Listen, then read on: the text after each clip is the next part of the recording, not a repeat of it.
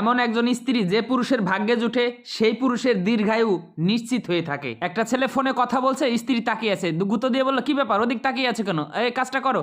আর তখন স্ত্রী থালাটা ধুয়ে দিল এবং তারা মোমো বিক্রির সকল কার্যক্রম আবার স্টার্ট করলো। এই আর একটা মোমো লাগবে, আচ্ছা ঠিক আছে আমি দিচ্ছি। স্ত্রী তখন মোমোটা দিতে যাবে, আচ্ছা তোমার দেওয়ার দরকার নেই আমি দিয়ে আসি। তখন সেই ছেলেকে মোমোটা সার্ভিস এই ভাইটি সেই ছেলেকে দিয়ে দিল এবং মোমোটা দেওয়ার পর বউকে জিজ্ঞাসা করলো, এই তুমি কি কিছু খেয়েছো?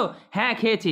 আচ্ছা তাহলে তুমি দোকানে দাঁড়াও, আমি একটু খেয়ে নিই। যখন ভাইটি খেতে যাচ্ছে ঠিক তখনই একটা ছেলে এসে বউয়ের হাতে কি যেন দিচ্ছে এবং ভাইটি তাকিয়ে আছে এবং বউ হাতে নিল টাকা এবং কিছু টাকা ফেরত দিল এবং ছেলেটি দৌড়ে গিয়ে সেই ছেলের হাতে দেখলো কি দিল, দেখতে পেল টাকা।